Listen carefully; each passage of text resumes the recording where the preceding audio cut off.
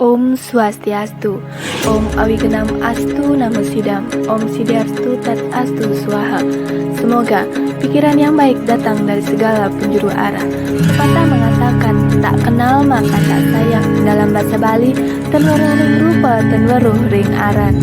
Perkenalkan, saya Gusti Ayu Mani Paranusti dari Barat Pulau Dewata, yaitu Cembrana, Bumi.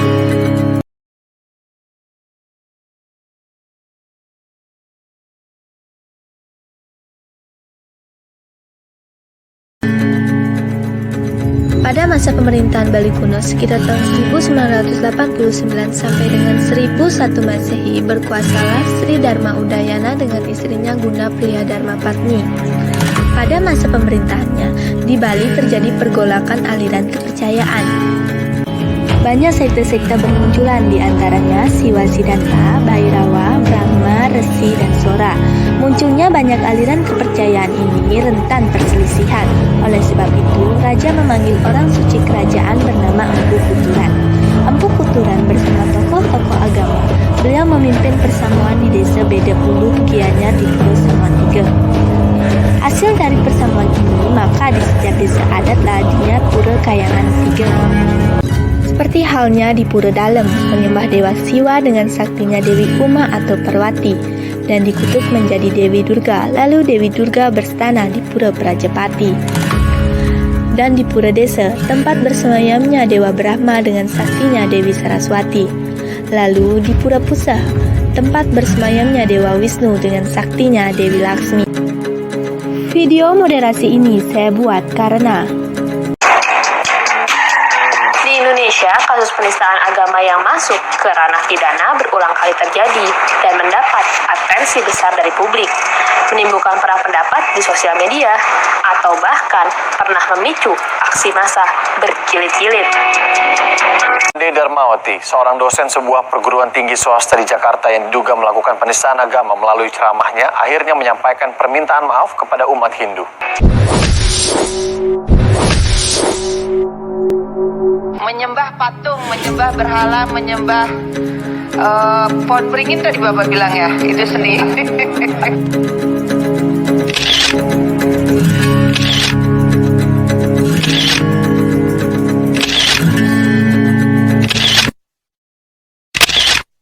Oleh sebab itu, mari kita bahas. Bagi penganut tingkatan para bakti, seorang bakta tidak pernah berpikir Tuhan itu. Namun, mereka senantiasa memiliki iman yang teguh dan percaya bahwa Yang Widi ada dan tunggal. Bagi penganut apara bakti, mereka menggambarkan Tuhan Yapi Yapaka Nirwikara, yang artinya Tuhan itu ada di mana-mana, di patung, di batu, bahkan di pohon sekalipun. Karena dari pengertian apara bakti, untuk memahami Tuhan lebih mudah, maka perlu menggunakan media atau objek. Tetapi perlu digarisbawahi, mereka tidak memuja media tersebut. Mereka yakin dan percaya Tuhan distanakan di media seperti Pratima, patung, pohon, bahkan batu sekalipun. Seperti halnya di sini batu bara. Masyarakat sekitar mempercayai bahwa batu bara adalah tempat suci atau beji. Mereka meyakini bahwa di tengah batu bara terdapat danau kecil dan berstanalah Dewa Baruna. Batu bara digunakan untuk sebagai pembersih diri atau melukat dan membersihkan pratima tiga kayangan. Dalam kitab Manawa Dharma Sastra Romawi 5 Sloka 109 menjelaskan, Advirgatrani Cut Yanti, Mana Satyana Cut Hayati, Vidya Tubyam Butatma, Budir Janena Cut Hayati, yang artinya tubuh dibersihkan dengan air, pikiran disucikan dengan kebenaran, jiwa manusia dengan pelajaran suci dan tapa brata, kecerdasan dengan pengetahuan yang benar. Apakah saya menyembah pohon? Apakah agama Hindu di Bali menyembah pohon? Agama Hindu meyakini konsep Tri Tekarana, Paryangan hubungan baik dengan Tuhan, Pawongan hubungan baik dengan sesama manusia, dan Palemahan hubungan baik dengan lingkungan sekitar termasuk pepohonan. Pada setiap 6 bulan sekali, tepatnya Tumpeng Warika, umat Hindu mengabdikan yajna atau sesaji kepada pohon dalam wujud siwa sangkara. Ini adalah rasa syukur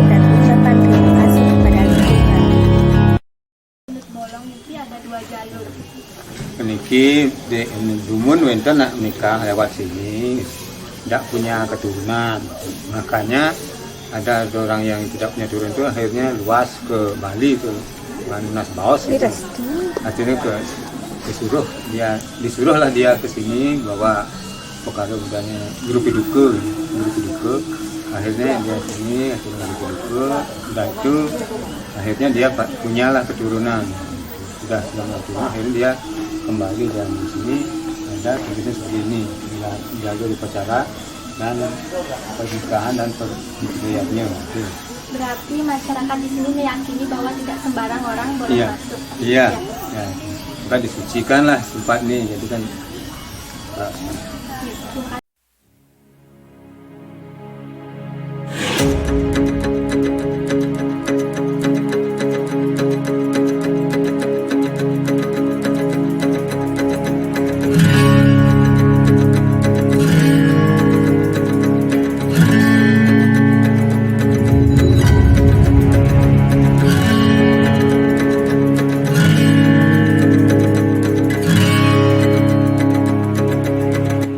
Demikianlah hendaknya kita selalu bijaksana dalam menyikapi setiap anggapan orang lain.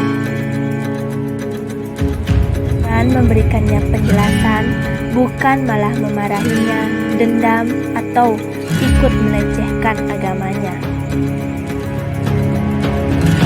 Marah bukanlah jawaban atau solusi, karena hanya akan membuat perpecahan dan permusuhan.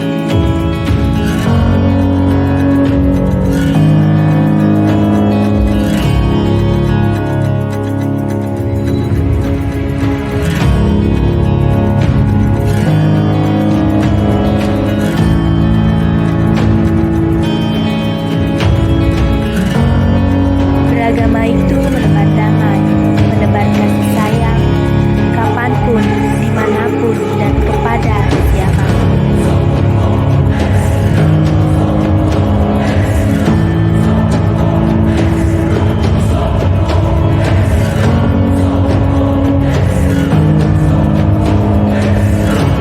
Beragama itu bukan untuk menyeragamkan keragaman, tapi untuk menyikapi keragaman dengan penuh keanehan.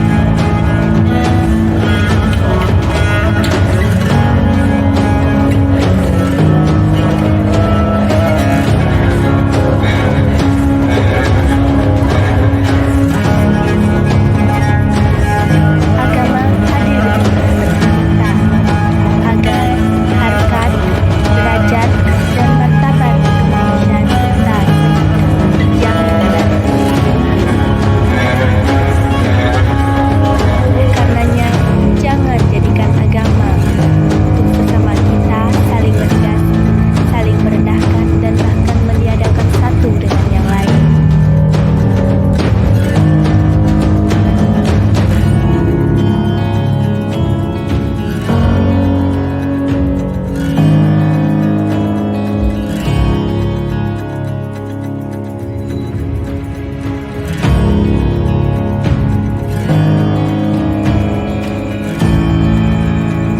Indonesia bukan negara agama. Indonesia adalah negara yang beragama, yang membangun bangsa, menjalin persaudaraan, menguatkan persatuan dengan nilai-nilai agama sebagai tuntunan hidup berbangsa dan bernegara. Dengan adanya perbedaan budaya, agama, ataupun warna kulit, sebenarnya bukanlah penghalang untuk sesama kita saling menghargai dan menghormati.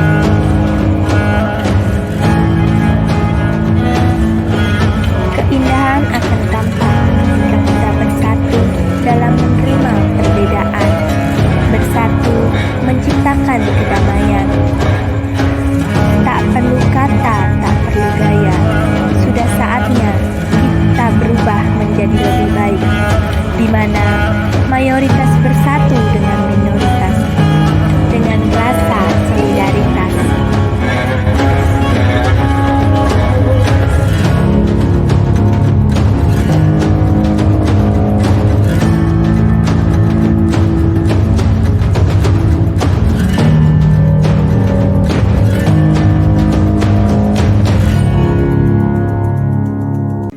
Saya Paramesti pamit undur diri. Om Santi Santi Santi Om.